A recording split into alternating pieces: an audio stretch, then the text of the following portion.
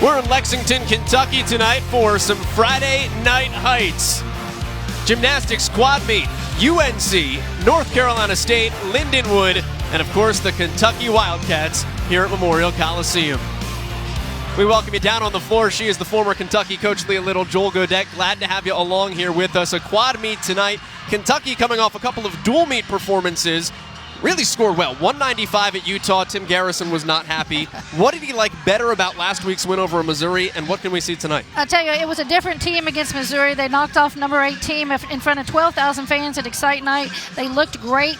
So what Coach Garrison is looking for tonight is just to improve on those scores and have their team keep climbing the ladder in the rankings. It is a quad meet. For Kentucky, that doesn't mean a whole lot is different. The Wildcats will compete in Olympic order just as they would as a home team in a tri-meet or a dual meet.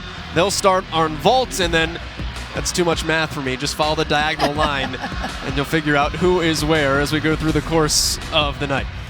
Tim Garrison has done a phenomenal job here at Kentucky, the 9th-year head coach. 197 last year in the NCAA regionals. That was a program record, and a really good note to end that season on to launch themselves here. Right. Coach Garrison just continues to improve this team. Every year he's been here, they've gotten better, and this should just be a great year for them. We're really excited. I know he's really excited. At practice yesterday, he said he's really excited about the chemistry of this team and what they can do. Put our graphics team to the test here. The vault lineup was changed about 6 minutes ago for Tim Garrison. So Josie Angeny will lead off, Callie Nixon in the second spot. We expected to see Ella Warren competing all around today. She was taken out of the vault lineup, so just 2 all-arounders for the Wildcats this evening. Right. We could just talk about a few things you want to look for in the vault. Obviously, you want the vault to rise off the vault table. Clean execution, legs together, toes pointed, not piking down landings, and obviously the big stick. That's what makes it go round. There are 2 10-0 start values in this Kentucky lineup. They are in the 5 spot with Ariana Patterson and the anchor spot with Molly Korth. Vault is the 1 spot. Well, as a coach, you're never satisfied. You're always hungry. But Tim Garrison really wants to see vault take a step forward here tonight. 24th ranked in the country, Kentucky. It's their lowest ranked apparatus, if you want to nitpick early in the season. Well, actually, Joel, they are a good vaulting team. As they continue to improve upon this event in front of a home crowd tonight should help. They have 2 10-0 vaults, the rest 995 vaults. If they hit and stick, they're going to score well. That's been the bugaboo, is the hit and the stick. It's the cleaning up the details. Right. Well, you know, there was some controversy over Molly's vault last year, but you know, last week. But if you watch the slow-mo, there was a slight leg separation, just not quite perfect. You know, if you're going to get a 10, you got to be perfect. Angeny will lead off. 9.675 the last time out.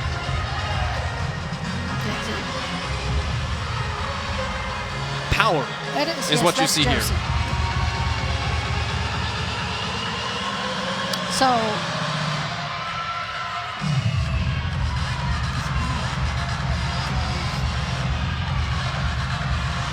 although Tim Garrison just came over to the scorer's table. it's Ella. And that's actually Ella Warren. Correct. So, we will throw out both of our score sheets so far.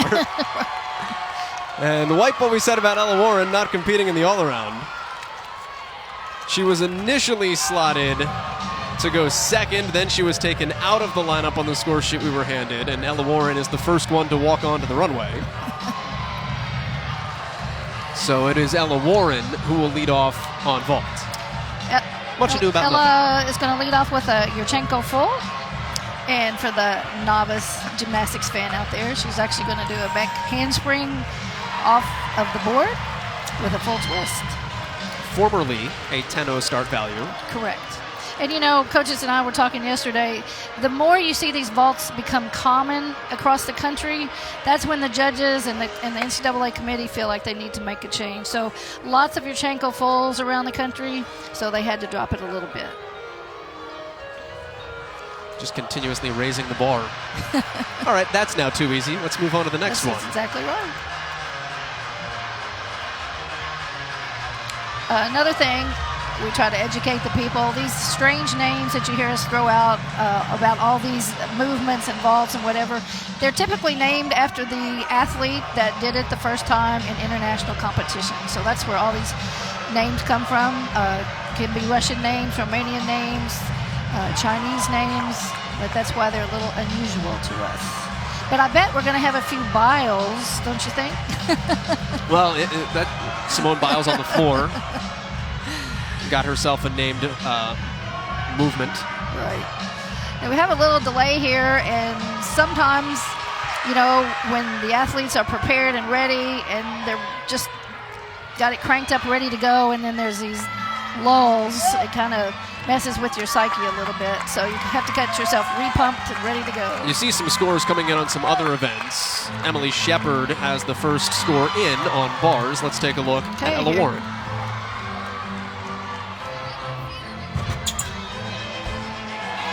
That was a beautiful vault. If she'd have stuck that landing, she would have gotten a near perfect score. I mean, she really rose off the vault table. Legs were squeezed together. Very, very nice. Got to stick that landing, though.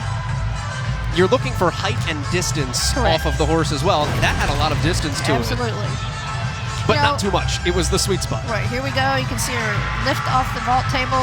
And you know, one thing, if you look at that back again in slow-mo, if you can look at where they land in relation to how far away the vault table is, that tells the judges how much distance the vault had, actually. If they're close to that vault table on their landing, the vault did not fly or rise, as we say.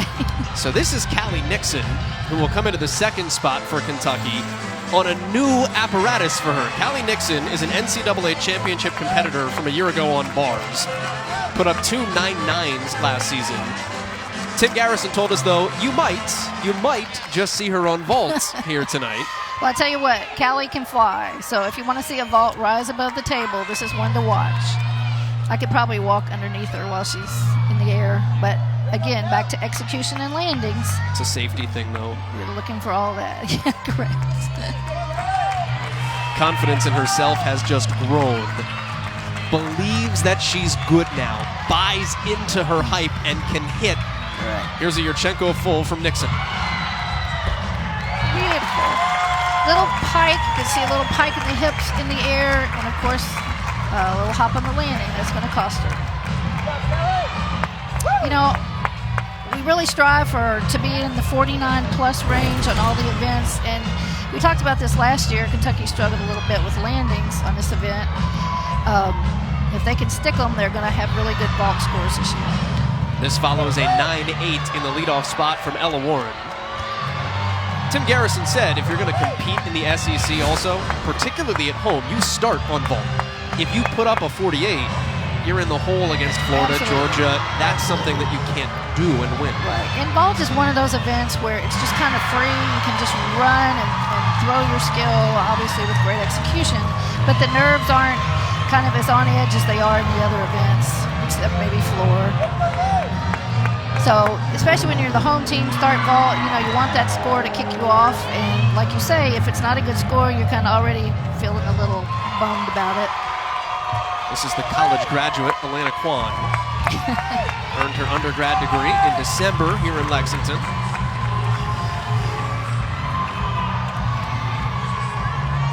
It's a 9.7 for Callie Nixon, immediately preceding Alana Kwan.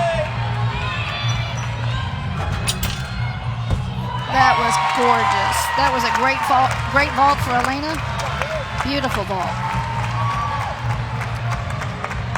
Let's talk about the sticks on landings. Now let's look at this again. I want you to watch her execution. Legs beautifully together and squeezed up. Just that hop is just going to hurt her. What's the difference between sticking that and the hop? Well, she took a large hop there, so that's going to cost her more than just the step back. So probably 2/10 on that. Well, physically, like, what's the difference from, hey, I'm going to stick this, to what causes the hop for a gymnast like Lots that? of different things.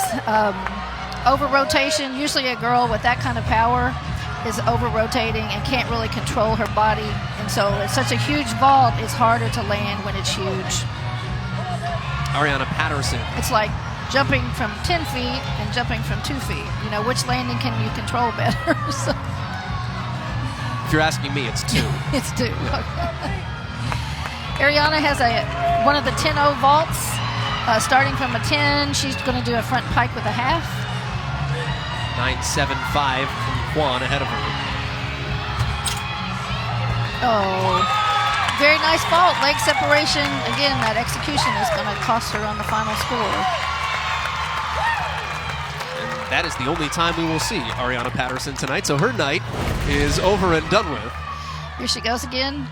Huge vault, and then right there the legs come apart and just cost her in a little step. So Ariana is all this power, and if you talk to her, her voice is like a little mouse. She's so adorable. I just love her. She had a big step last week against Missouri, so if you're looking baby steps progress, controlling your power meet by meet. Right. And you don't know how much the athletes practice landings. It's just part of your workout every day to practice your landings. Now on to Raina Worley, who moves into the penultimate spot that Ariana Patterson held last week in the upset over Missouri. 9.75 for Raina Worley last week, competing all around. Yurchenko full, I presume. Oh, did the half. Awesome.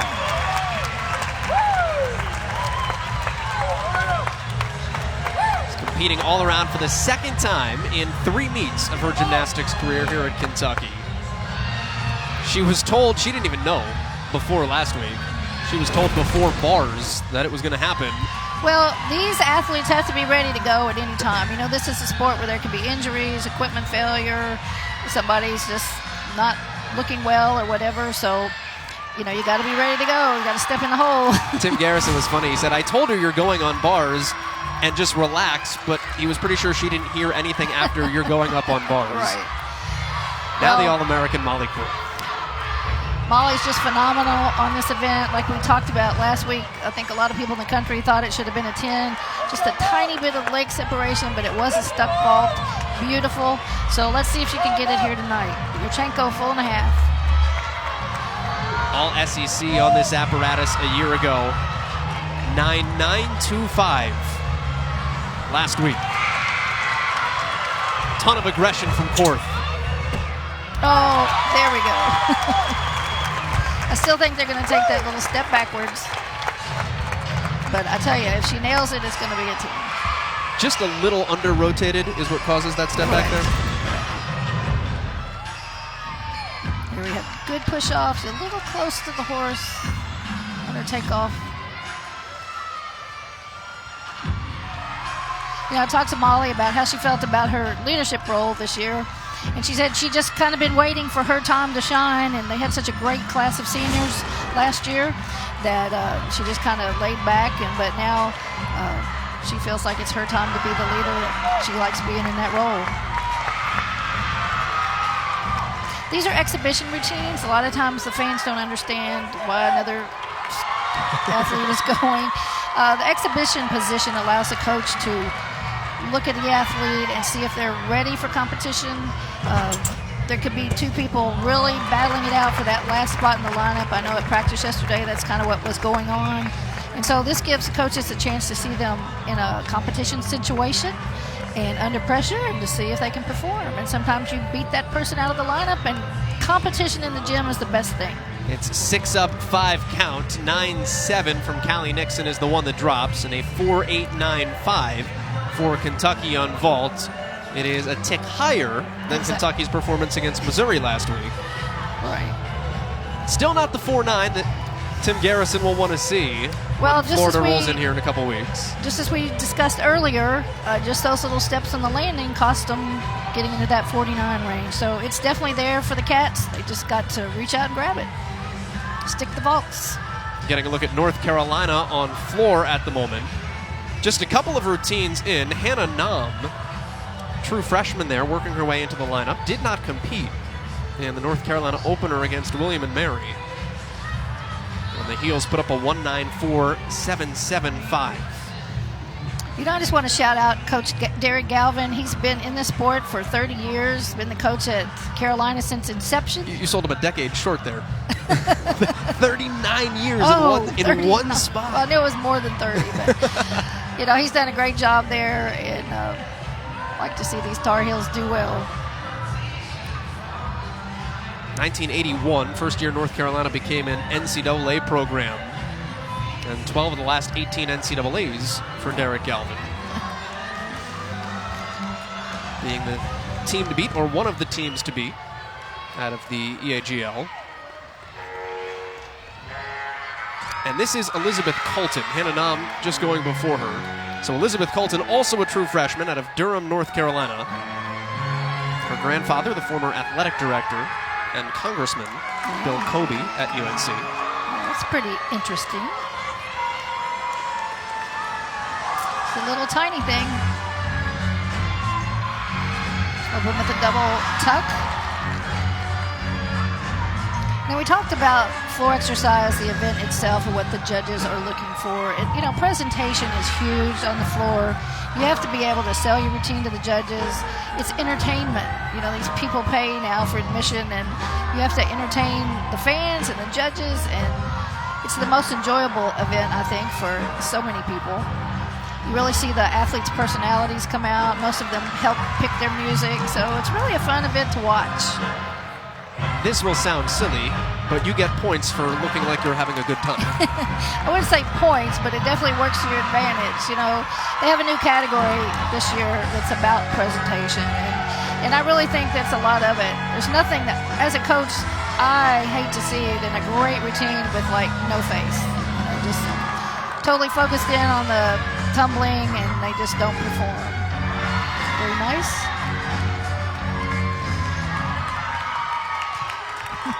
.90 seconds in the book for Elizabeth Colton, who put up a 9.8 on floor in the opener against William & Mary. That would be, if she is able to replicate that, the best score for UNC tonight. It was a very nice routine, very clean. It should score well. Michaela Robinson. They have a Michaela Williams as well, but Michaela Robinson will go next for UNC. You know, one thing we can talk about is the new start value this year, 9.4. So they have to work a little harder to get a 10 or to get their bonus this year. Some scores or elements have been devalued, as we discussed on the vault. So they made it just a tiny bit harder, which, like I say, you're only going to grow the sport if you do that. So. And a lot of gymnasts will, new year, new routine. Some gymnasts will stick with a routine for a while. So if that was the case from a year ago, back to the drawing board a little bit. How can we tweak? How can we add? What can we add? Correct. What can we move? Correct. Which is probably more of a fun process than I just made it sound. That, like, floor construction is fun. Constructing the routines is fun.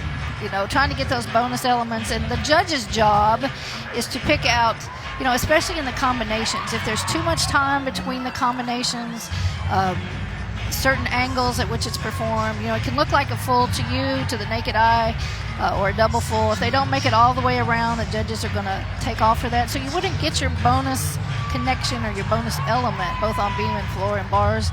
So sometimes the crowd, I don't think, understands that. It looks good to you, but you don't understand that maybe she didn't do a double turn or a triple turn.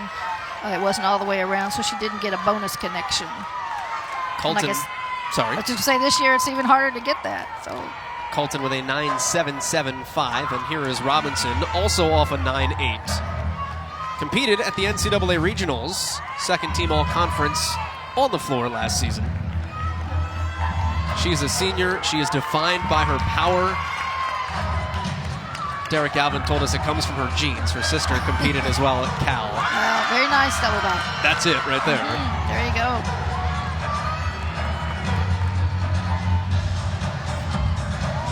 You're going to see 90 seconds out of each of these floor routines. You'll have to have some dance moves, leaps and jumps. You'll need some saltos, which is the fancy way to say flips and rolls. Combination. And then three double passes salto, right, from corner to corner. And now they are awarding bonus for ending with a more difficult pass. And honestly, that's the way it's always been. You should end with your most difficult. And those athletes that did were rewarded, but people just kind of got out of it because they could get their same bonus without it. So now you actually get bonus for doing those more difficult things at the end. 3-element dance series there. That's a bonus and a requirement.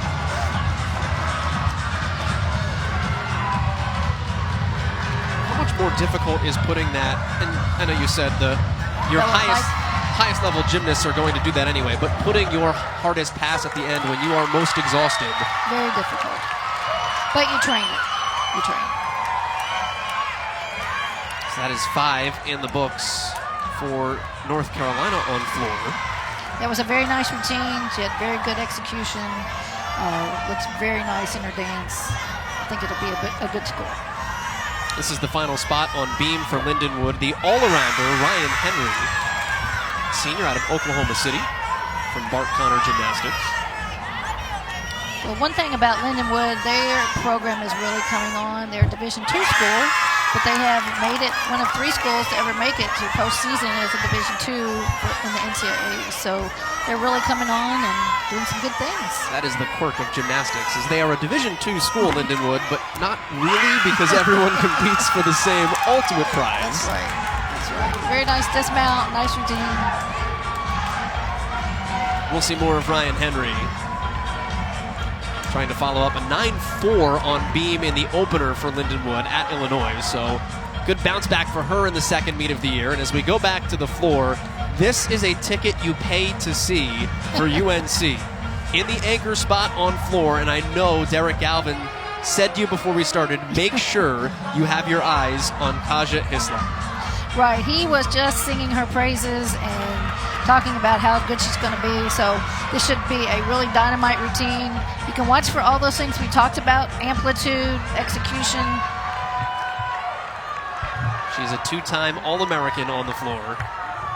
Something only done once before at North Carolina, Courtney Bumpers. I remember her. These beautiful long legs and just able to show that extension on all of her moves. Comes the opening tumbling pass, and we'll call it air traffic control on this one. Very nice.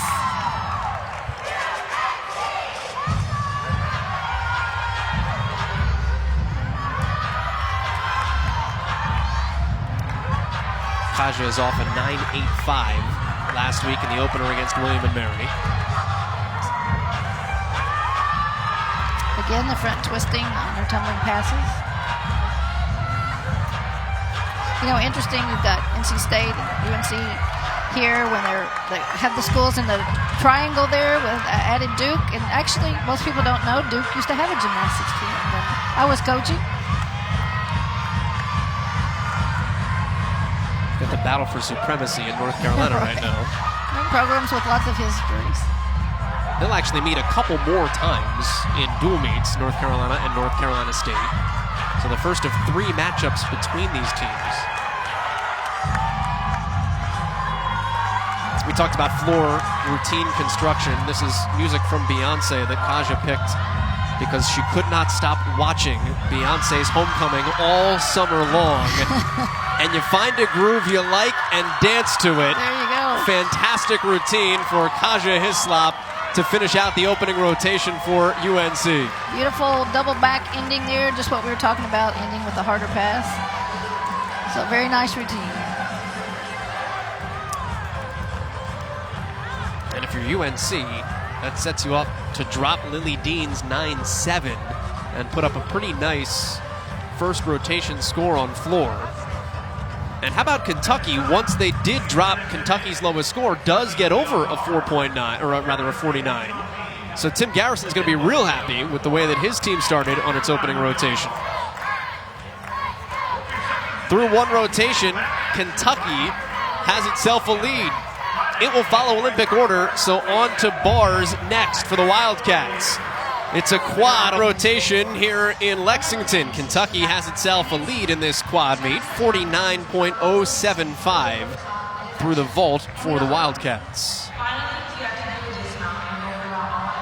Ariana Patterson had the best score for Kentucky, a 9.875. She got a 9.9 from one of our 2 judges. Big jump from her 9.725 in the win against Missouri last week. We talked about the vault value for Ariana was a 10.0, and it was a very nice vault. We're going to have a look at it again. Here we go. Beautiful pike. The leg separation right at the end there is what cost her a higher score, but it was a very nice vault. What caused that leg separation in particular as well?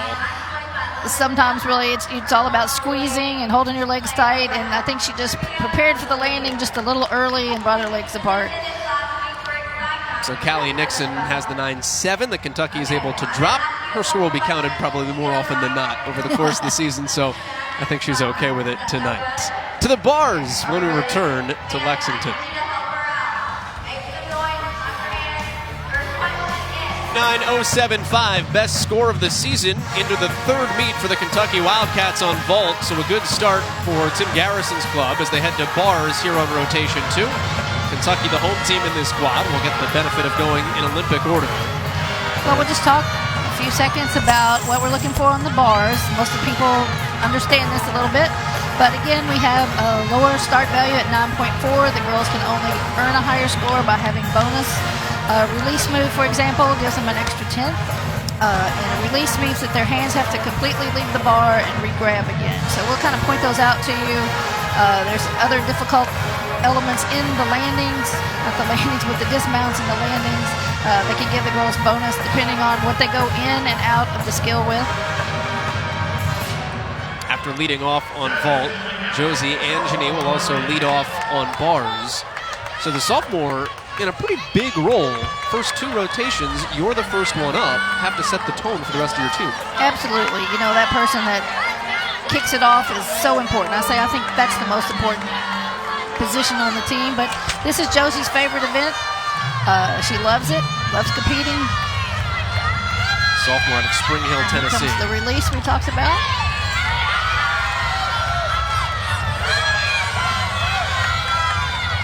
Got my favorite dismount on bars as well. That was a mistake there. She tried to cover it. Now she's getting back into her giant to crank up her dismount, but that was a big mistake for her. And she knows it. You can see the look in the face. Absolutely. Try to sell it the best you can. And, you know, she tried to cover. You know, lots of times really great ones could cover and you never knew anything happened except the coach and the judges maybe, but there's the release way above the bar, which is what you want.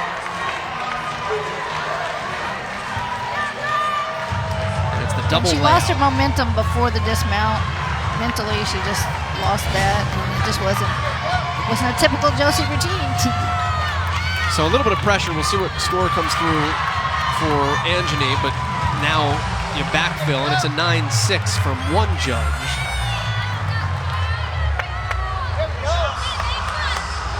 So waiting on scores. That will obviously be the score that Kentucky will say, let's drop that one.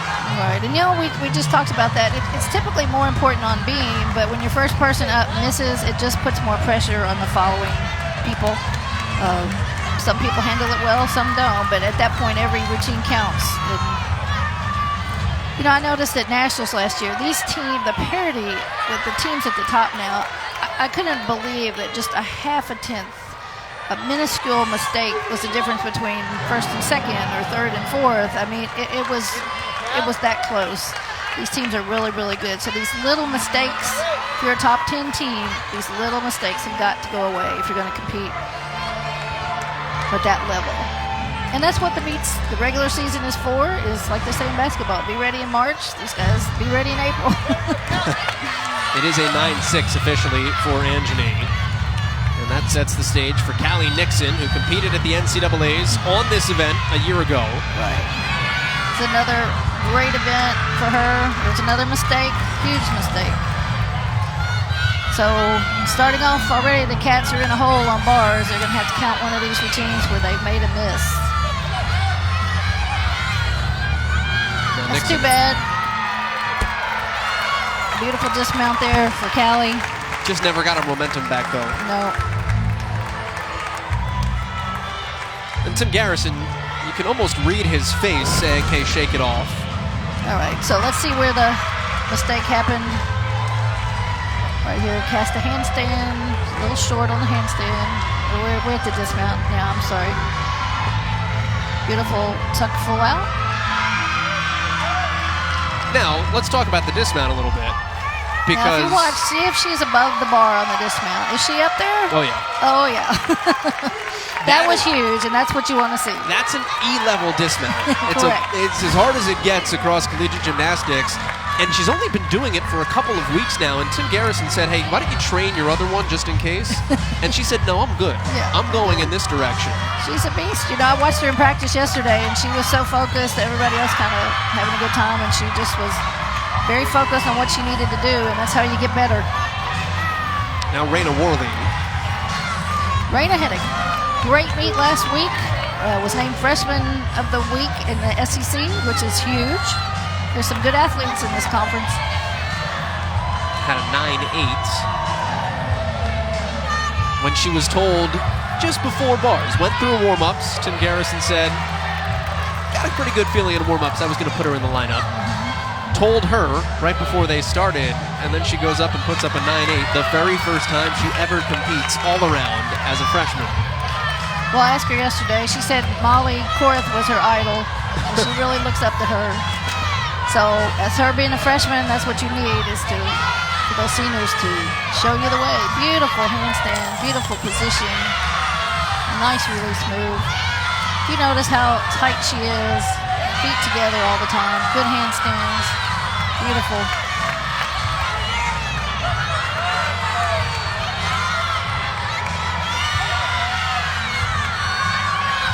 Let's see if she does her E. Double tuck with a full out. Little problem with the landing. She seemed to kind of lose a little momentum there at the end. You want your bars to keep swinging at the same pace, build up momentum. And if you see this here at the end, beautiful. Tkachev. Toes flex though, that's going to cost her a 10th.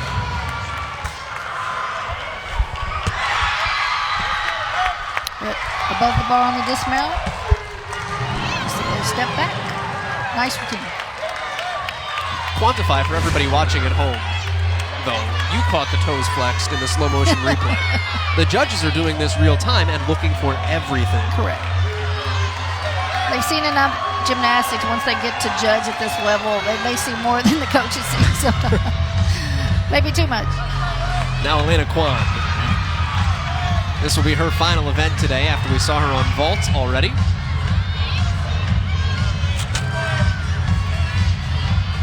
Elena's definitely got some bone, a little short of the handstand there.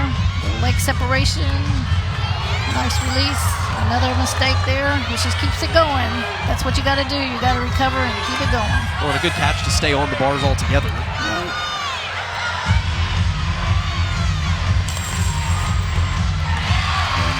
And about sticks the landing. Small little hop. Yep.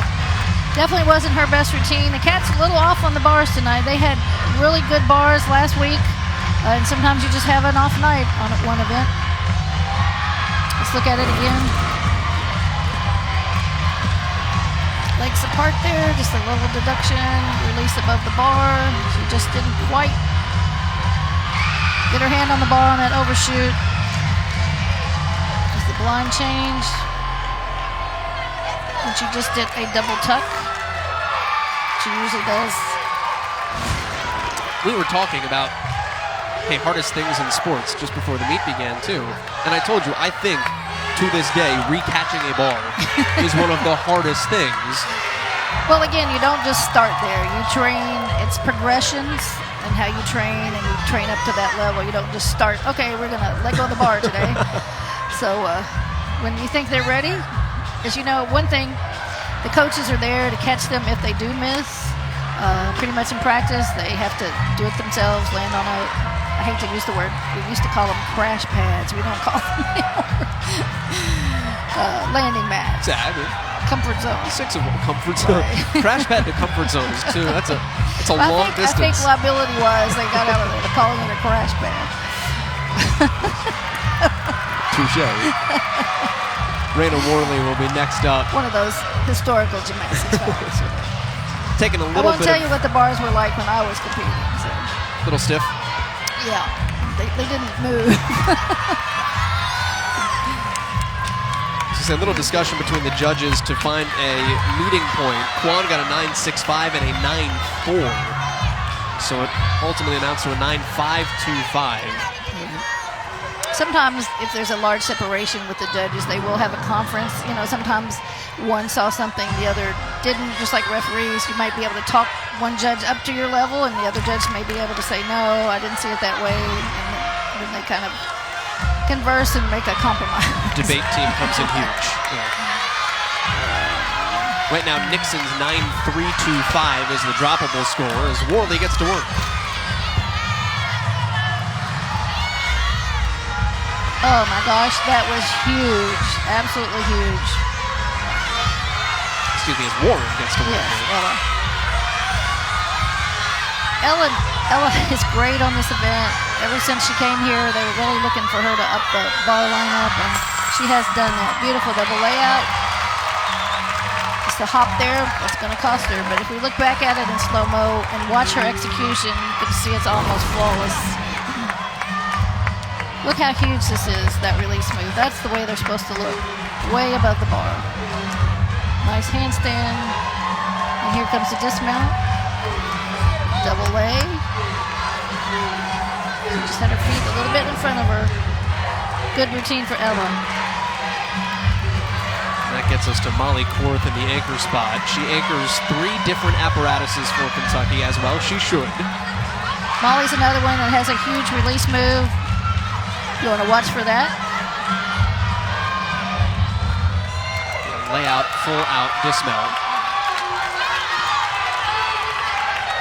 Put up a 9.925 against Missouri just a week ago.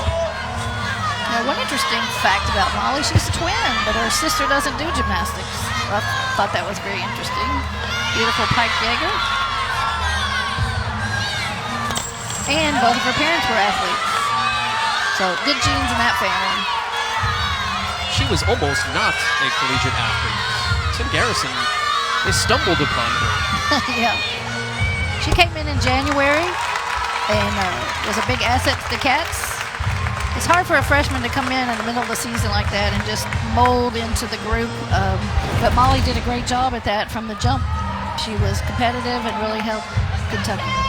She was under-recruited. It was pretty much Kentucky and Yale out of high school for Molly Korth. And wasn't a lot of her on social media and the internet. And Tim Garrison said, I'm not sure why, but I'm glad because they have benefited big time.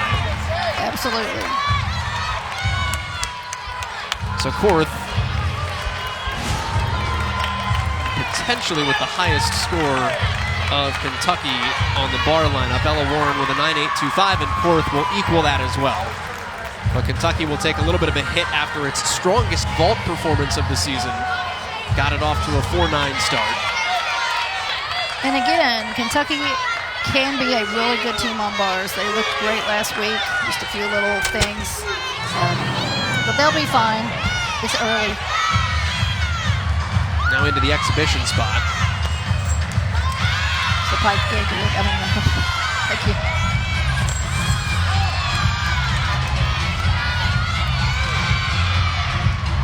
As you talked about on vault, the exhibition gives you a chance to prove to coaches outside of the practice gym that you can do it. Absolutely. It's almost like the challenge in high school band. You want somebody's chair. Exactly right, and that's what they have at Kentucky this year. They are a deep team in talent, and they have people fighting for spots in the lineup, and that only makes your team stronger. So that is a great position to be in. I've been on the other side when you can put 6 in the lineup. So it's great to have depth. 21 gymnasts on Tim Garrison's roster, and Amazing. he puts walk-ons in the lineup, and he loves that because he says, hey, you've got scholarship kids watching. Somebody take their spot. Competition breeds competition. Iron sharpens iron as long as it's healthy at the end of the day. You know, when you know you've got a sewn-up spot in that lineup, you don't have to work as hard.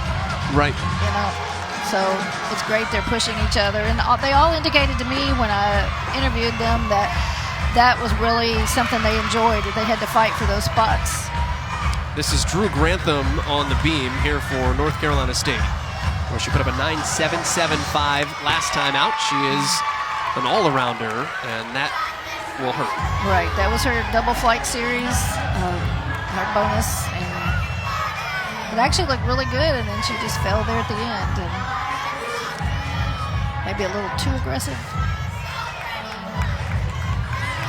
One thing I always say that, gymnasts knew about core training long before the fitness world understood it, but this is one event where you have got to keep your core so tight, and you just train that. And it's the thing you wouldn't see if you're just watching it, right. Like how active the core has to be just to keep you. Absolutely. And if you notice the feet, sometimes if you'll just take a camera and focus in on their feet, I've done that before, the position on their toes, and if their ankles wobble a lot, and those are things that are learned from dance. And it's just something young gymnasts need to really train about stability and being up on their toes and being tight and keeping their core tight. And when they do all those drills that you hate from your coach, understand there's a purpose for that. We'll see much more of Drew Grantham tonight. She'll have a chance to bounce back after the fall on beam. On bars, she opened up with a 9.8, so Grantham with a good start, and 2 more events still to come. Lindenwood is on floor here.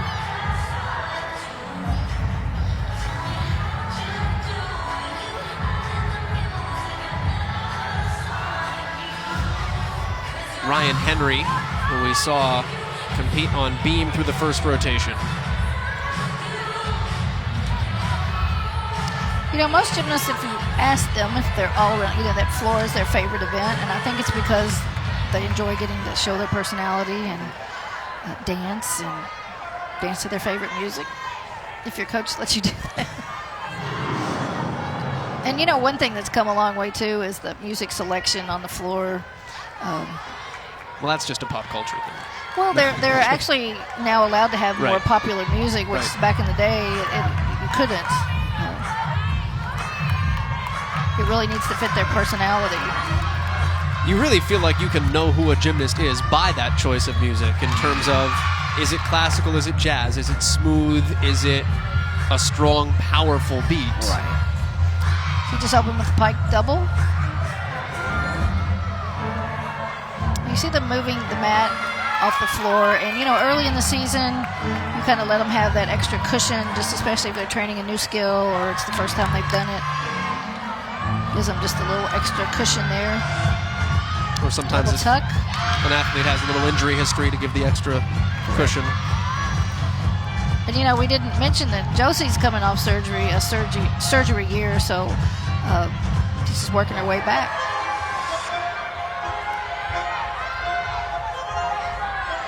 Henry put 3-element dance series there. Again, requirement, also a little bonus. Some things fans don't realize a lot of times. There can be E-level dance moves that to the spectator doesn't look like that big of a deal, like a full twisting double back, but yet is a huge bonus thing. So sometimes that is important. So if they miss those connections on those difficult dance skills, they can hurt them just as much as missing a tumbling pass. Back to the beam with NC State. Chloe Negretti in the anchor spot. Little hop from the freshman out of Frisco. But someone they have very high hopes for. Put up a 9.7 in her collegiate debut against William and Mary last time out. Nice routine.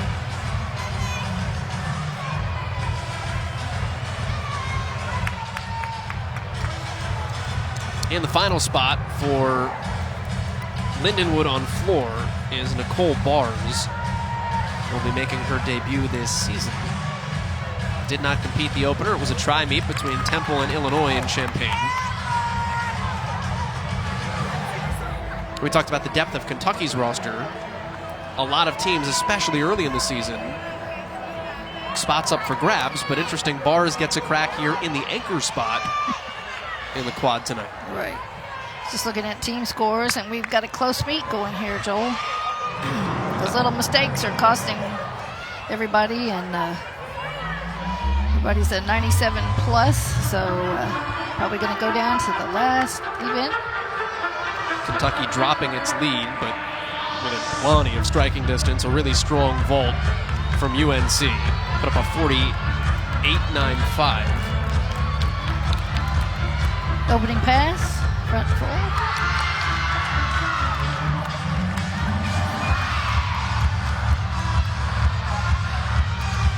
lot of times you see the athletes come out of that first pass smiling. If they hit it, it's like, yes, I'm good to go.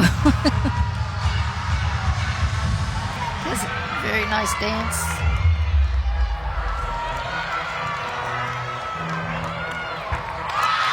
Into the team corner. That's home cooking when you go to the left corner over there.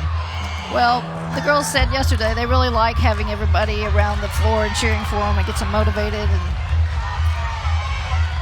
oh, when you're a gymnast, you have to know everybody's floor routine because everyone will do the dance. Absolutely. My daughter, when she was little, she used to know every girl's routine on the whole team and could do all of their routines when she was little bitty. So, yes, they all learn each other's routines. So Bars puts a cap on Lindenwood's floor routines. And back to the beam where North Carolina State wraps us up in an exhibition spot. 48-25 is the team score for North Carolina State on beam. So side salto there, which is a hard skill, a blind skill, and she had a little wobble there. One thing we talked about is you really need to make your beam routine look like your floor routine. I know that sounds harsh a bit, but in the judges' eyes and the fans' eyes, it has to look. You have to look confident, and you have to present and perform just like you're on the floor. You have to have fun with it. Absolutely. Which is really hard 4 feet in the air. And take your eyes off the beam and look at the judges and really sell your routine and look comfortable. But that's the difference between good and great. Correct. We've got a floor exhibition for Lindenwood as well, which will round out the first half of our meet. You know, you touched on Lindenwood, one of 3 teams to make it ever to an NCAA regional as a Division II program. The other thing to keep in mind with the job that Jen Kessler-Llewellyn has done here, they've won their conference 5 years in a row, and it's a blended conference. There are Division I teams in that league. UIC, until a year ago, they disbanded that program, unfortunately, was in that program. Illinois State, Southeast Missouri. So they're competing against maybe better resourced programs, so to speak, and are doing quite well. They're the dominant power in the MIC, the Midwest Independent. That's correct. And, you know, a philosophy that I used to have, you only get better by competing against better competition. You know, the same thing we talked about the lineup. If, you know, you can just blow everybody away, I don't think you work as hard. And when they're against better competition, they perform better. I have found that as an absolute fact. So. Lindenwood was ranked 36th preseason, the first time they've ever been ranked in the top 36 preseason, and the NCAA regional field consists of 36 teams. Bars with a 9.75 to round things out on the floor for Lindenwood. That score won't count. They'll drop a 9.675 from Kendall Baines. But look at that score in the bottom right corner of how nip-tuck this thing is. All right, opening first pass, double pike. Very nice.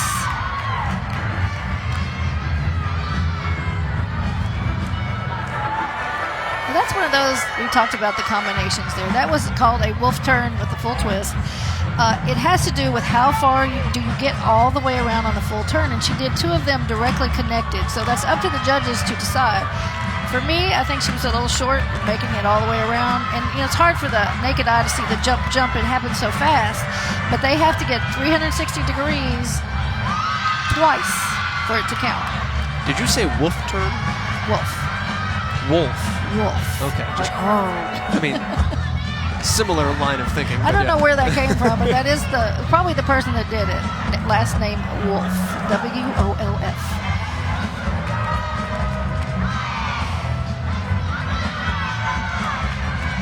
Is there a little, by the way?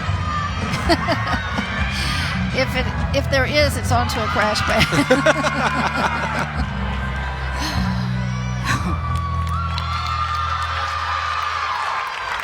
And that will put the cushion on rotation 2 for these 4 teams in Lexington. The lead has gone to the Tar Heels of North Carolina. Just 2/10 as Kentucky flips things over to the beam. struggles a little bit on bars, so it's the Tar Heels with a 2:10 lead midway through. Let's take a look at the bar routines. Highlighted by Molly Korth and Ella Warren. They really hit in the 5 and 6 spots, much needed. Right. Here we go. We're going to take a look at this again. Blind chains. Huge release. Dismount again. Double layout with the hop. So, one of those things they've got to stick. Here's Molly again. One of Kentucky's better bar workers and blind chains. Huge pike Jaeger. Again, she's bonus. This is a 10-0 start value routine. Double layout with the full. Things started tough on bars, 9-6, 9-3-2-5 for Callie Nixon. So that becomes the droppable score. Elena Kwan had the little slip in her transition back to the low bar. So they had to count the 9-5-7-5, which is what ultimately allows UNC to jump back in front in the overall head-to-head. To the beam for Kentucky. UNC will keep an eye on the bars when we return to Lexington next.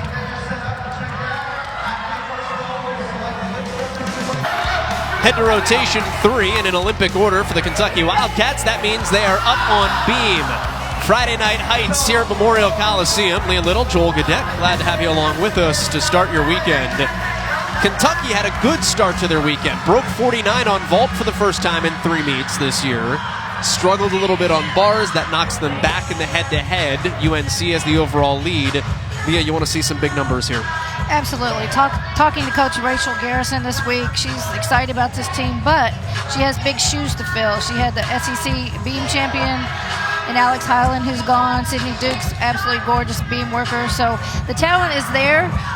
They got to put it together. It's been their best event this year so far through two meets. So they got to play catch up here. That means no falls, no mistakes. Take a look at the lineup, and the first time we see a couple of these names, Mackenzie Harmon, the junior, the walk-on in the leadoff spot, and then Haley Poland will come up third. So for them, it's easy. Clear mind, go hop up on the beam. You know, Josie Angeny didn't have the bar routine she was probably looking for last time out, so you've got to have that short memory to get right back up on probably the hardest apparatus to stay on. Right, it's one event at a time. You got to let it go if you make a mistake and keep going. Statistically speaking, we are 2 meets in to a very long season. Correct. But beam has been, numbers-wise, the best spot for Kentucky this year. And you know, when you have a big team like Coach Garrison does this year, you know, it's kind of finding that right lineup and the ones that can actually stick their routines under pressure. And almost hit the triple flight there for Harmon. Triple flight is hard to do. Again, one of those bonus elements, and they have 4 of those this year. So not the way they wanted to start off, but again, they have a little cushion. They get to throw a score, so hopefully we can see them move forward. Harmon was so clean last week, led off with a 9.775.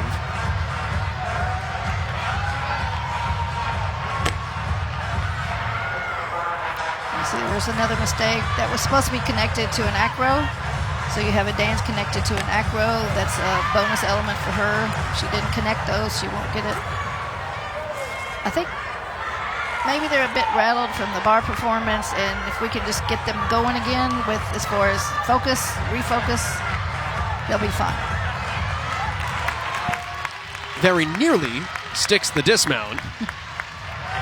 Little leg separation on that gainer pike, and then trying to keep her balance takes the extra step. Right. You could kind of see it on her face, and that's what I was talking about, presentation. You know, she made some mistakes there, and you just got to keep going. Let's look at it again. Triple flight, back handspring, and she just didn't quite stand up strong. She just got a little loose on the finish. The gainer dismount. And that is the toughest split second in gymnastics, when you are thinking to yourself, hold it, step. Right. So Harmon in the leadoff spot will give way to Ella Warren. Competing all around for the Wildcats. 9.875 you see on the beam last week against Missouri. It's been kind of fun to watch Ella mature as a gymnast. You know, she came here, again, came mid-year, as Molly did, as a freshman, and just, you know, learning her way in the lineup and getting comfortable and confident. But she's really looks like a mature gymnast now and ready to take on that role as a junior in the lineup. Hard to believe. It goes by really quickly. Right. Especially when your freshman year is half of a freshman year. It's a full competition season, but half of a freshman year. And Mackenzie Harmon is going to be in the 8s on that opening routine. So Kentucky with a long row to hoe here, trying to bounce back after a tough bars lineup. Well, if Ella can do a strong routine here, they'll get them back on track and they'll be fine. And sometimes that's all it takes. You just need one person to be the stopgap. Absolutely. I've said as a coach, the first person on beam to go is the hardest position on the team. The more pressure, and it's just tough. So sometimes I put my best kid up first to make the judges work for it. It's a side aerial to a back handspring, very nice. Again, connection, bonus connection. Switch leap. She dropped her right arm there. That's what caused her to not be able to connect that. Forced her chest to go down.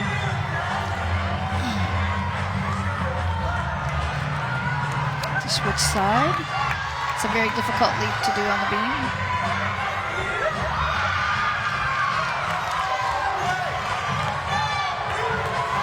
This is a blind dismount for Warren. 1.5. Pretty good routine, you know. Some little things I'm going to take, you know, splits not being quite to split, a little few balance errors here and there, but overall, a very nice routine. Maybe we can get them back on track.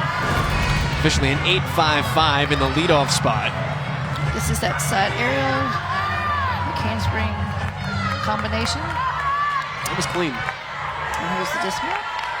Round off 1.5. And what's hard about the fact that she can't see where she's going? It's a blind landing, so when you're going backwards, you can actually see your feet come down. When you're going forward that way, you don't see your feet, so you just have to know how to press and stay tight. Believe the ground is there. Believe the ground is there. Or at least believe it's where it's supposed to be and that you've put yourself in the right position. Haley Poland will be up third. The senior out of Midlothian, Texas, and you'll see the blue lipstick. That is her trademark. Exactly. It's not something I buy a lot of. Is that a common thing? No, that's just her trademark thing she loves to do. She is actually in fashion merchandising. Talked to her. She loves fashion, and she said that's just her thing. She's always done it. She's going to make that catch on. Just you wait. She says she's a big city girl. She wants to go and do something great. And she has my heart because she's a Dallas Cowboy fan. So. You know, she's kind of her and Molly in those leadership positions. And one thing she said to me I thought was impressive. She said she felt it was a gift from God that she actually got to be a leader on this team, and the other young ones looked up to her, and she really liked being in that role. So I think that's pretty special. Especially when you're a veteran on a young team. We've talked about it a couple times. You talked about it at the beginning of Beam. When you're replacing half of your routines, 12 of your 24 routines from a season ago, you need your veterans in big spots. Not just routines, but good ones. Right. You know, like we said, they're replacing the SEC Beam champion. Routines that got you to a regional. Right. Yeah. Now, we talked about dance and how it's important to have presentation and great dance on the beam. Haley was on a competitive dance team in high school. I think she said 3 years she did that. So she loves to dance. You can definitely see that on floor. So let's watch her when she actually does a routine to see if you see kind of a difference in somebody that really loves to perform. Maybe not, but we're going to be watching. She is on beam and floor, so she doesn't compete the first two rotations, has to keep herself ready for this very moment. That's hard. You have to keep yourself loose and focused, and you'll see them in the background sometime on a line trying to practice their routines, just stay mentally in the game, not getting cold. Sometimes not even watching the routines of your other teammates. Right. It's a 9.775 for Ella Warren. Yeah, as I mentioned, there was some balance errors there that cost her those few tenths. goes Haley. I love unique mounts. Absolutely. I told my athletes, as these judges sit in that chair day in, day out, watching all kinds of gymnastics, and if you can make your routine different, creative, unique, they're going to sit up on the edge of the chair and watch a little more and pay attention. So anything you can do that's different is great. Here's our triple flight series. Absolutely stuck. Another thing to notice is where you sit and what angles you see. You can see different things. You might see things from the back that you wouldn't see from the side. So sometimes the judges move around a little bit because they like a certain vantage point. That's our leap series.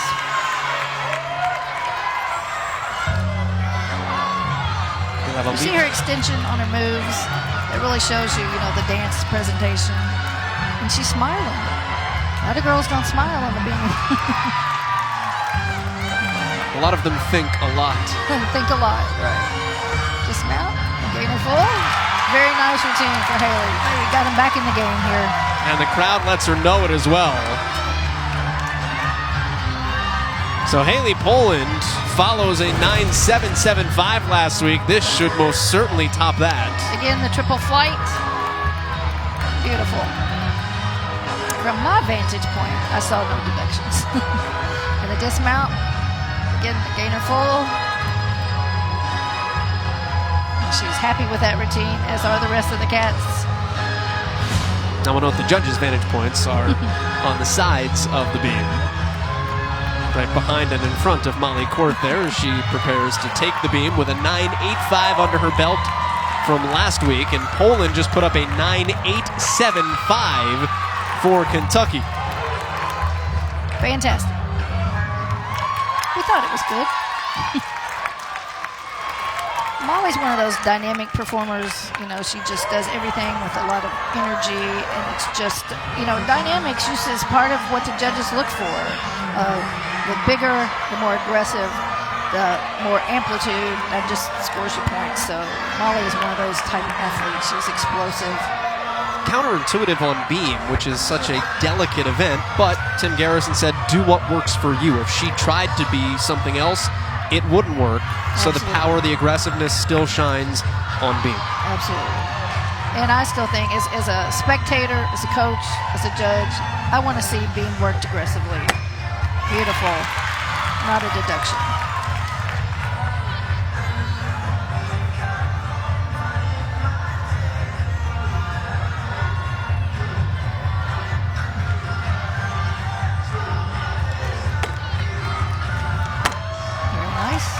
Balance error there. Actually, it was a large balance error, but she recovered nicely. One thing you'll see them kind of standing at the end, preparing for a large series, but they must keep moving. They can't just stand at the end and stare at the other end. They have to keep moving. If they don't, that's also a deduction. Fluidity.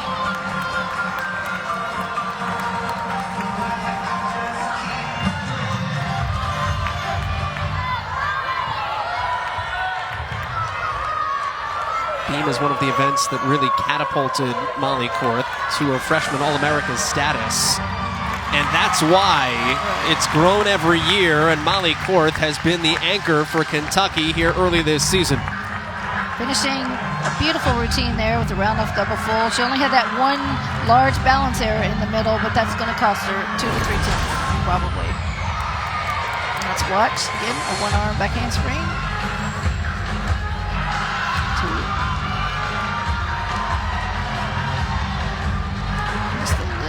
Separation there, but overall a good routine. Up to the 4th spot in the lineup here on beam. It's the only apparatus that Molly Korth is not in the anchor spot. Raina Worley will follow behind her, and then Josie Angeny. The reigning freshman of the week in the SEC, Raina Worley.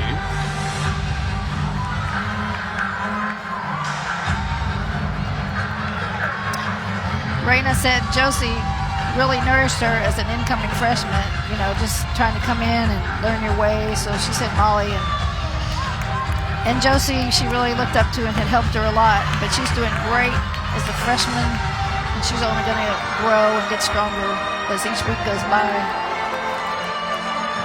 You know, for these freshmen, we talked a little bit about this with her the other day, is that coming in from club, you know, people don't cheer. There's no extra noise in the building. There's no cheering by your teammates. So she said that was quite an adjustment, but she loves it.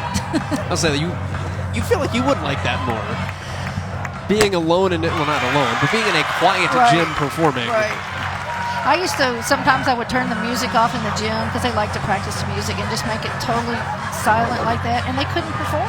It was just wild. So, you know, you got to train them to all kinds of situations, but they get used to that music in the background.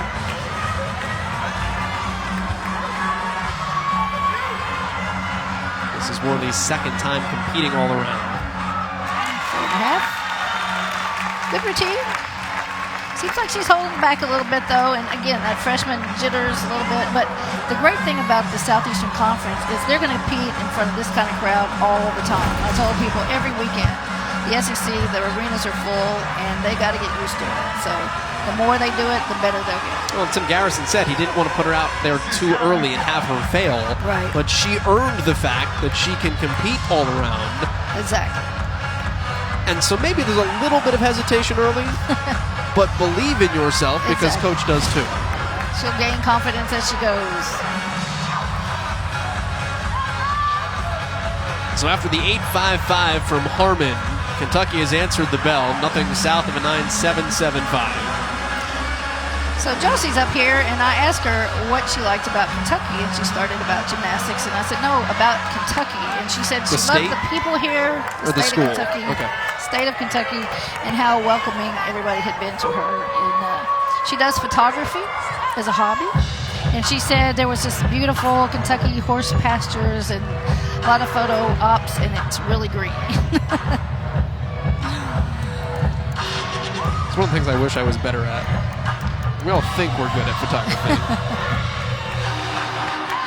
Well, it's artistic. It's all how you see what you see. And actually, there's some parallels, I bet, in terms of looking for perfection like you would have in gymnastics. Angeny is off a 9.8 from last week against Missouri.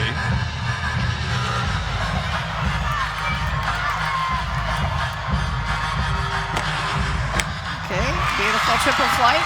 And as we mentioned, Kentucky has 4 of these, and that's very difficult. If they can stick these things like the last 2 have, we're going to have a great beam team this year.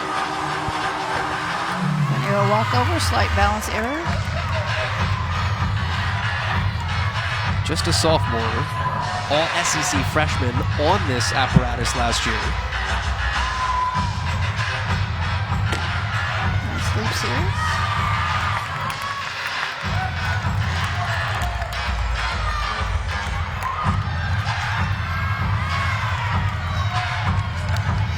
One thing about beam, so many meets come down to the balance beam, and the pressure can be really intense. So if these young ladies can learn to compete under pressure, they'll be fine. The burst of excitement after that dismount, because the beam and floor ended simultaneously, and North Carolina State traveled a huge contingent as well, so you just got a huge burst in the arena. There's the triple flight series, again the bonus.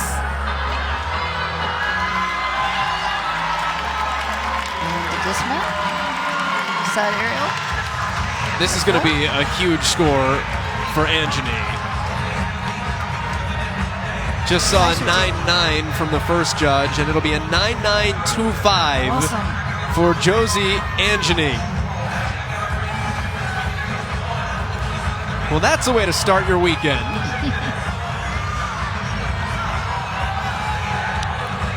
And into an exhibition spot.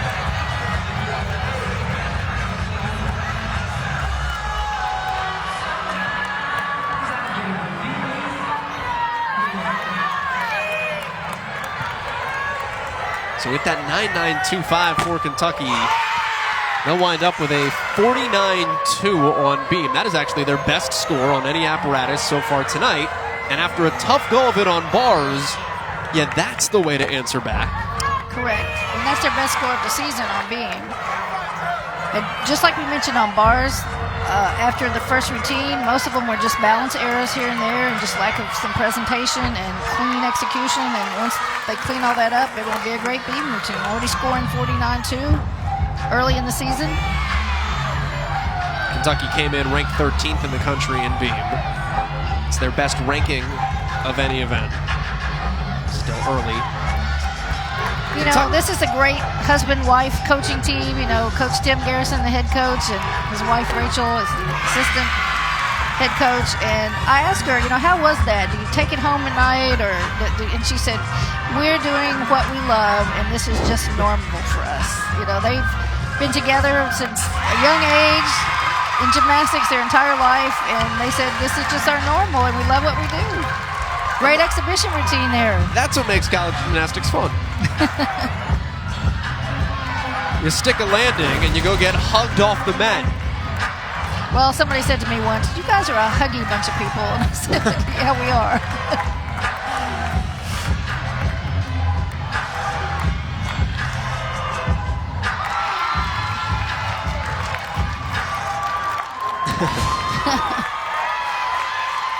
So again, a 49-2 for Kentucky.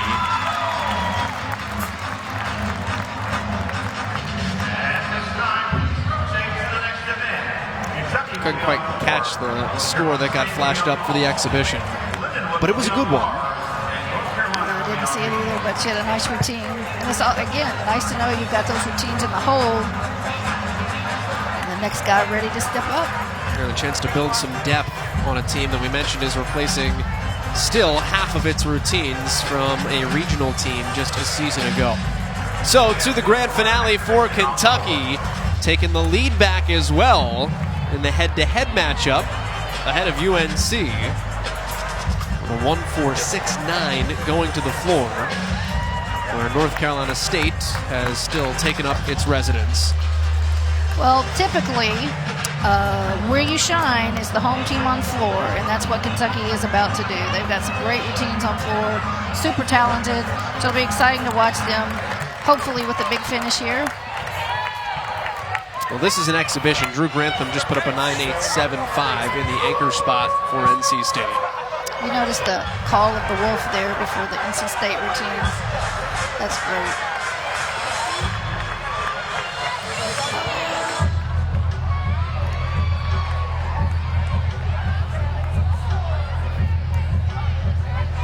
You already get the sense of spunk that you're about to watch for a minute and a half here.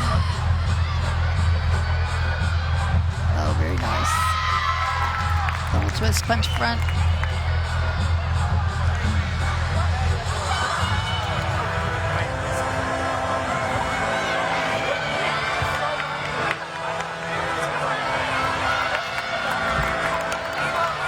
Second pass here. Double pike. A little balance problem on the landing. She had nice amplitude on the flip. NC State is actually the best floor team here by score this season. Came in 13th ranked nationally, 5 spots ahead of Kentucky.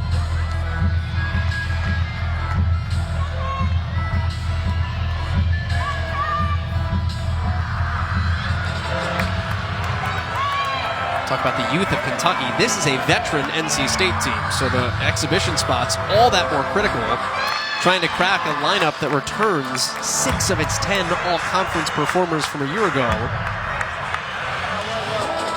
And you may have just seen a routine that could put some pressure on someone who's holding down a spot. A very nice routine. You can see she came up happy after her last pass.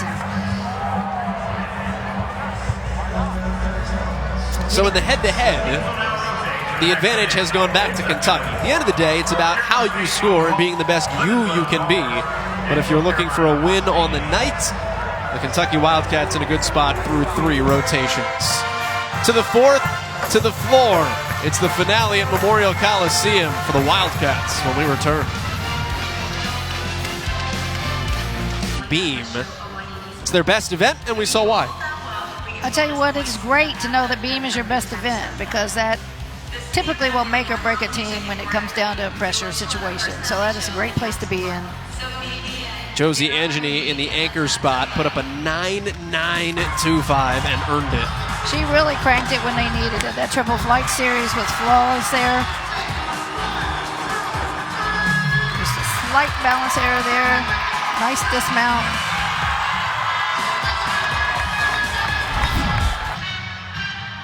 Puts Tim Garrison a little bit at ease. And it could have You're gone never at ease.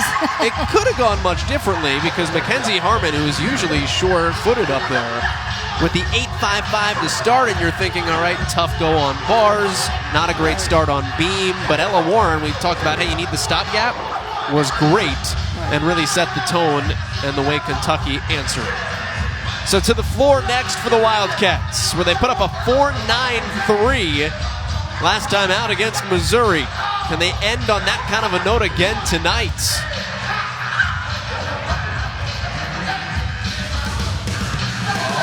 Elena Kwan and Ariana Patterson's evenings are done. They have already competed all they are going to compete. So get into it with the crowd. Get some people hyped for the floor to wind down Friday Night Heights. Kentucky with the head-to-head lead right now, the only team to have cracked 146. They will need a massive result on floor if Kentucky wants to best its output from Missouri.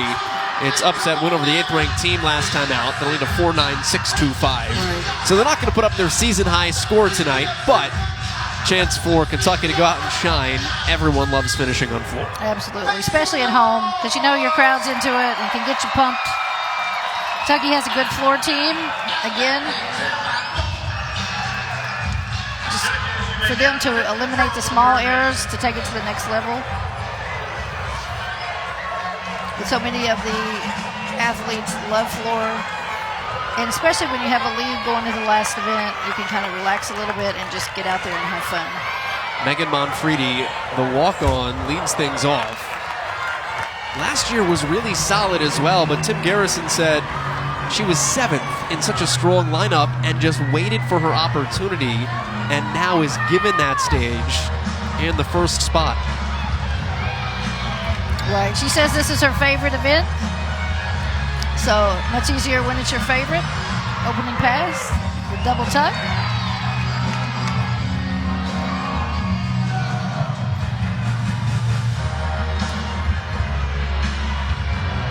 We touched on Tim Garrison liking to carry a big roster, 21 young ladies. When Megan Monfredi gets that opportunity as a walk-on to showcase and shine, we talked about iron sharpens iron. It brings everyone else up along with her. Well, and it kind of shows you her character, too. A lot of people would sit back and say, you know, I'm not on scholarship, I'm not competing, why do this? And she just kept working and working until she had a spot in the lineup. And that's what you love to see as a coach. Second pass, double pike, stuck. You can see her really coming out now. She made that beautiful second pass. Her personality just coming out on the floor.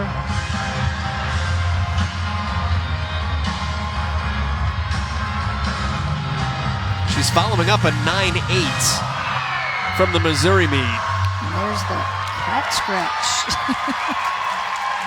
That's a good way to start things off on floor for Kentucky. Really rallying from the midpoint on in beam. Gotten really strong. The kind of leadoff routine you want to have.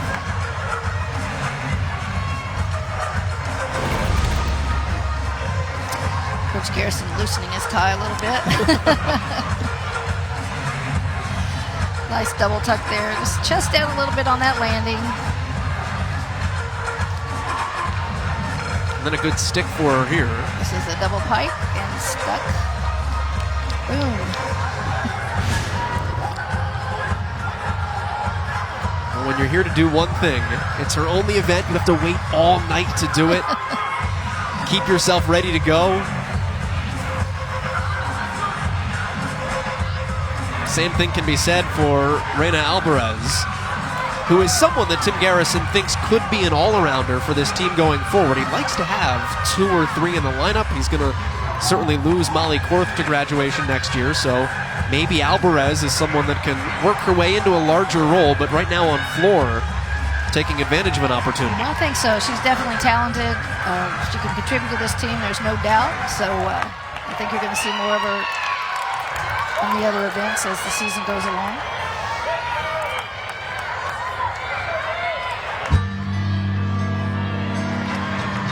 Trains vault as well. They have taken her out of vault just to save her legs a little bit because they need her here at the end of meets. Nice double tuck opening. Well, that's one thing about having depth. You can rest some people throughout the season, and if you're shorthanded, I tell you, it's tough to make it through a long season. And by the time you get to March, everybody on 2 or 3 events. Kentucky has 2 Reynas on their team this year. Different spellings. Layout, front full. This is Reyna with an I.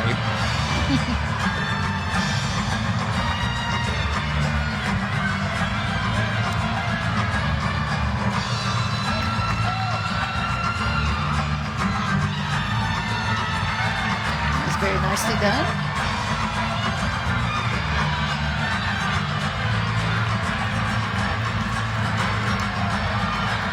.9825 ahead of her in the leadoff spot.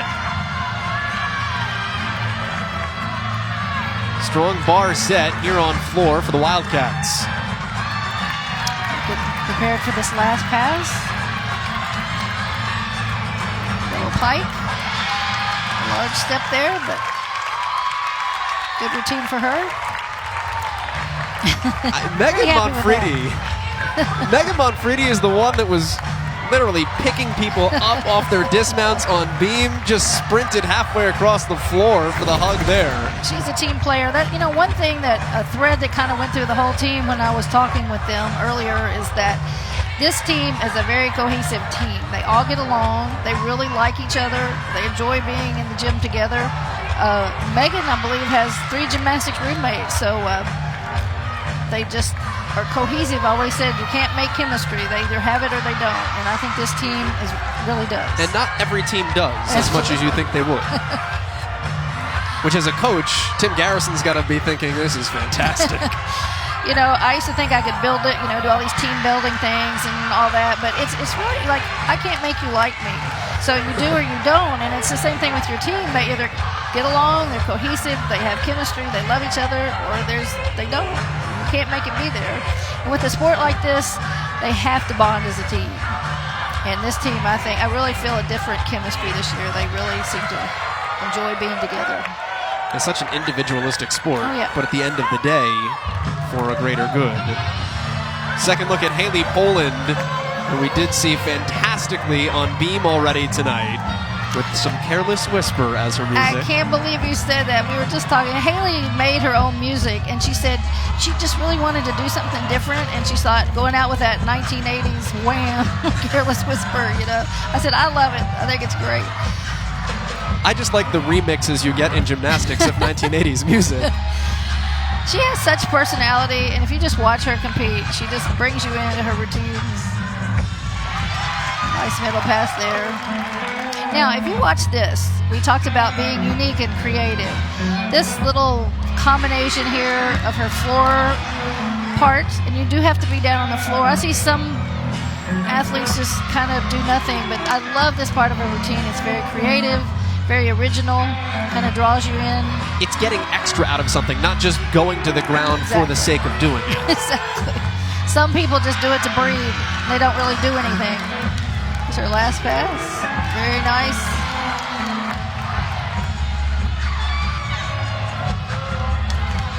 Beautiful leap series there. Again, her legs were at a full split.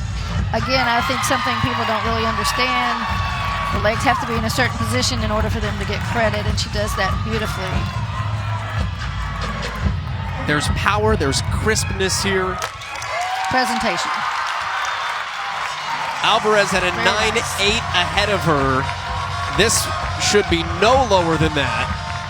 And Kentucky gonna have a fight to figure out which 5 scores to count here.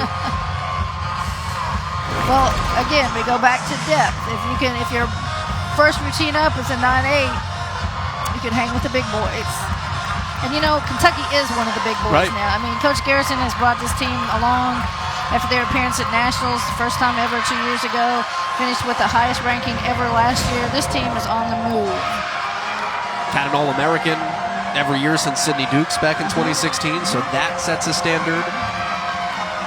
And it's how are you going to top that for the next young ladies that come through? Correct. And Coach Garrison said, we're just better this year. We're just better and have more depth, and that's just a nice cushion to have. They start SEC competition. Well, they had Missouri, but they go back into SEC competition next weekend against Arkansas. And let me tell you, it only gets tougher. Do not compete against an opponent ranked outside the top 36 the rest of the season. So NCAA regional teams, quote unquote, right, from here on out. Most of the conference teams are in the top 10, top 15.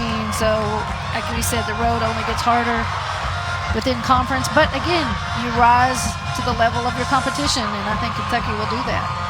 They've got Illinois and West Virginia out of the SEC still to come. But how about that number 2 date with Florida? You get the Gators at home on the last day of January, so that'll be a fun one. Right. As we wait for the scores to come in on Poland, Raina Worley, the other Raina with an A and an E. Yeah, we have one of our judges gave her a 9-9 start, and I'm sure there's an inquiry about that. Possibly could be the holdup.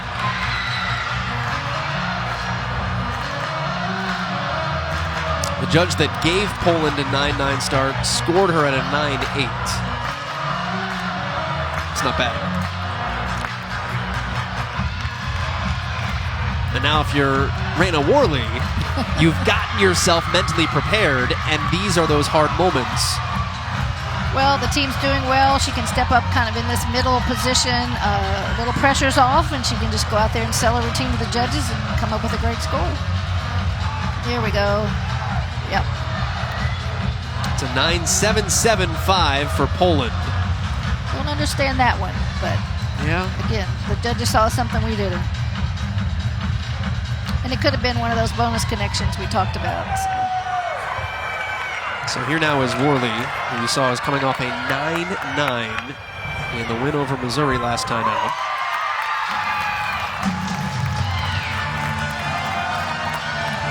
Freshman out of Virginia, was the national silver medalist, beam, bronze, and floor at JO's. That's why. Open to the full end. That's what we're talking about, says Coach G.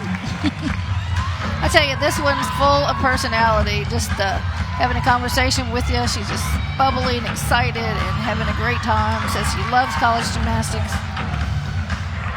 Tim Garrison said the day she set foot on campus, that's my all-arounder.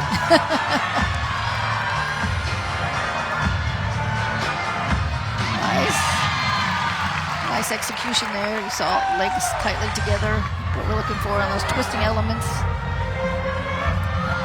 Again, we talked about the usual floor part and not just hanging out to get some air.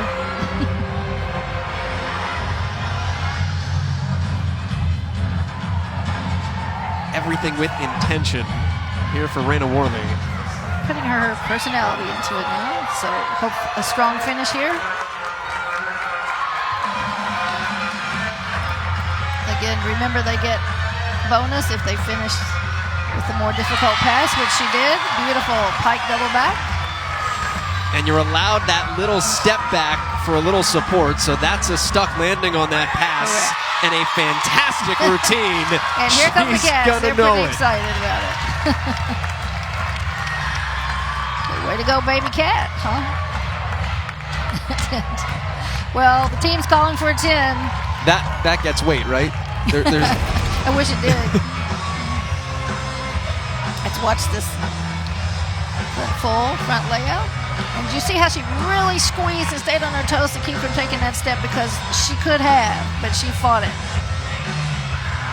Well, she put up a 9-9 last week.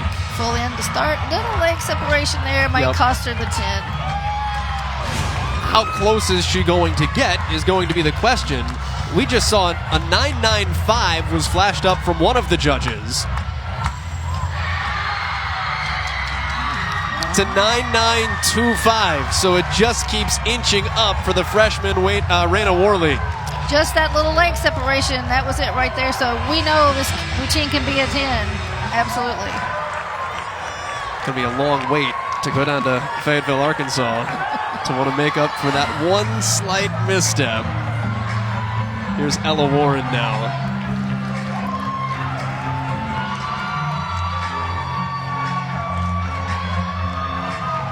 Capable of a 9.9 on floor as well. She did last year, put up a 9.85 against Missouri. Very nice. A little tighter there with her legs. We're talking about the twisting elements sometimes tend to make your legs separate. You have to squeeze really hard. Nice loop series.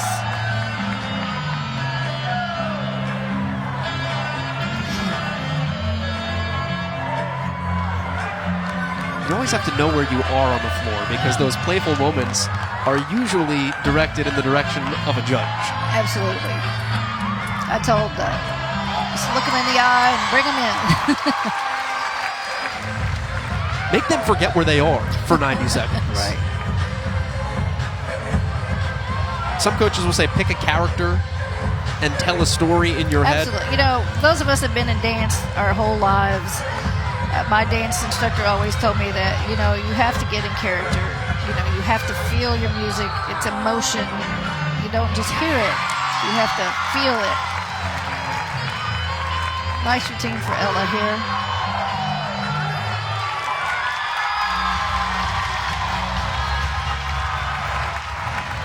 That finishes off an all-around day for Ella Warren.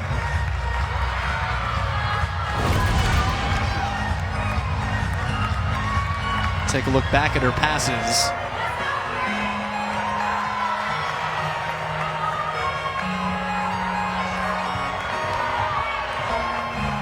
She's such a good twister.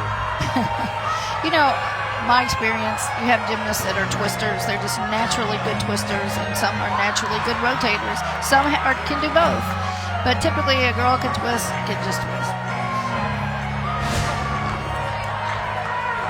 That's why they're cats.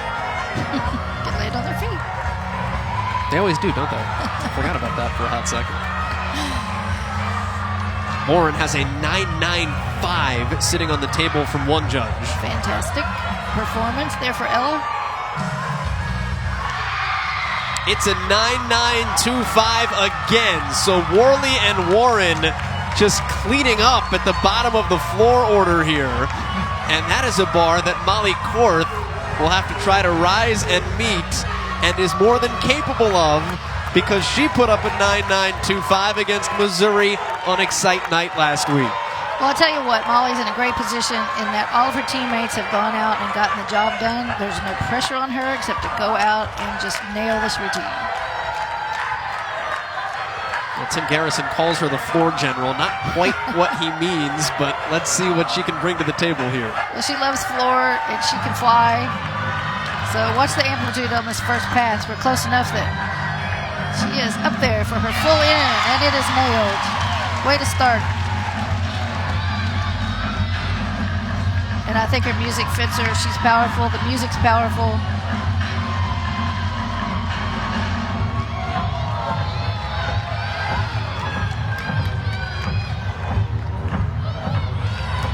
We said earlier, Tim Garrison discovered her through YouTube. She was not heavily recruited.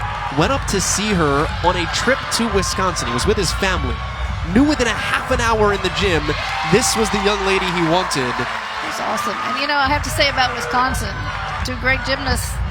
Jenny Hansen was Wisconsin, so I think it's something in the cheese, maybe? Have to check with dietitians on the powers of cheese. Right. Korth has been phenomenal. Double pike finish. Great routine. She's one of the better all-arounders at Kentucky since Jenny Hansen. Right. When she first got here, there were a lot of comparisons to the two, and she definitely could be. One phenomenal routine begets another, and Kentucky may very well have just closed out a Friday night with 3 consecutive 9.9 pluses. That's huge. Again, this is the event where you really build your confidence, and typically on away meets, you don't end on floor. So if you have the confidence that you're a good floor team, you can bring it out on the other events and maybe get a jump on some of the other teams. Where does the power come from on these passes? It's all about, obviously, you have to have the strength in your legs and natural rebounders. It's an explosive type athlete. You compare, some people are very beautiful, more dance-like in their bodies and their mechanisms and the way they compete, and some gymnasts are more powerful. And they both do great. They're just different styles, kind of like different styles of dance. I think the scoreboards and some are a stuck. combination. That's 3 consecutive 9.925s. Wow. Fantastic ending for Kentucky as Caitlin de Guzman pops up here in an exhibition role to close out the night. Well, this is a young lady they really have high hopes for. She is going to be outstanding. Coming off of an elbow surgery. She had Tommy John surgery. That ring leap she just did was, out of the book. It's one of the best ring leaps I've ever seen in my life. But she is going to be phenomenal for them once she gets healthy, and she's just now starting to compete. I watched her do all 4 events, so we're getting there, but no sense to risk anything when you've got an athlete of this caliber. So they're bringing her along slow, and she's going to be a big asset for them. They call her Goose. Hails from Dallas, Texas. Did you talk Cowboys with her too? I did not, but we're going to. Game plan all about Mike McCarthy. Hey, anything's an improvement. I'm not touching I probably that one. shouldn't say that.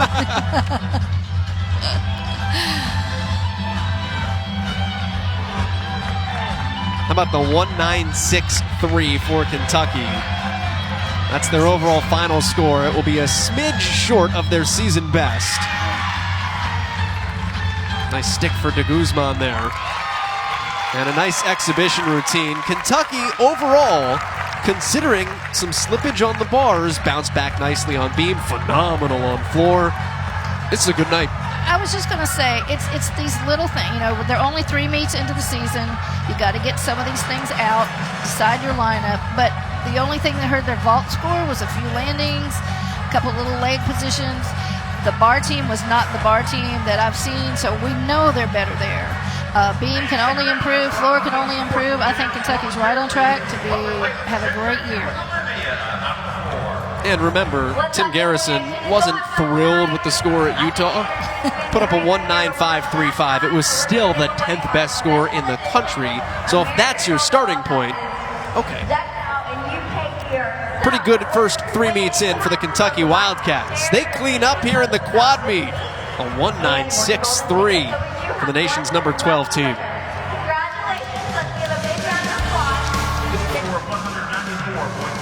1.963 for the Kentucky Wildcats. It is their second best score by just a hair, falling short of its score against Missouri last week. But a good go of it here in the opener at Memorial Coliseum this season for Kentucky. As we welcome you back here down on the floor, Leah Little, Joel Gadet, glad to have you along with us. Overall, I would think Tim Garrison's happy with how tonight went, particularly with how tonight closed. Well, you're never happy when you don't improve your score. But I think as a coach, there's obviously some positives to take away here. Just small things that cost them the deductions that are fixable. It was an off night for them on bars, but the base of a great team is here. Had their best vault score of the season, so that did go up, and then the finish on floor with 3 consecutive 9.925s. We'll take that to the bank any time for the Kentucky Wildcats.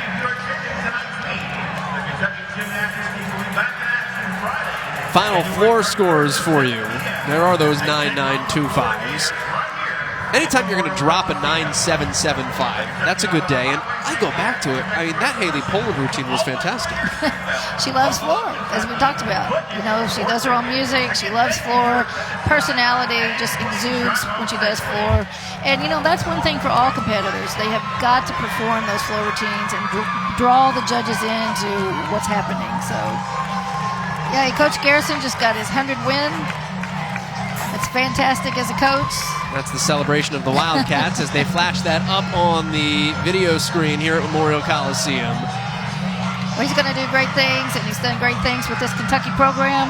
We want to continue onward and upward within the conference, and they show signs of greatness for sure. Does that count as 3 wins? Yes. Winners of the quad over UNC, NC State, and Lindenwood here today. UNC, with its 1.946, puts up its second best score of the season.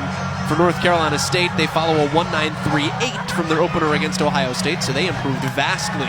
And then Lindenwood ticking up its score as well, adding almost a full point from their opener at Illinois. So good days, for the most part, all around for all 3 of these teams as they continue to build over the early part here of 2019. I did it again. I got to put a point in the jar. 2020. Yeah. 2020. Yeah. Well, as we discussed, the Wildcats are deep. I think early on here, Coach just trying to find the right lineup. We've got a couple coming off injury list that are getting back into the lineup. So they are definitely loaded. So it'll be really exciting to watch them grow over the length of the season. It'll be a 3-0 or a 2-1 start, for the Kentucky Wildcats. Well, 3 wins today. I'm not good at math. 3, 4. It'll be a 4-1 start for the Kentucky Wildcats to their season with the victory here in today's quad, taking down UNC, NC State, and Lindenwood. And then off to SEC play again. It's Arkansas next. For Leah Little and the rest of our crew, my name is Joel Gadet. So glad to have you join us tonight for Friday Night Heights.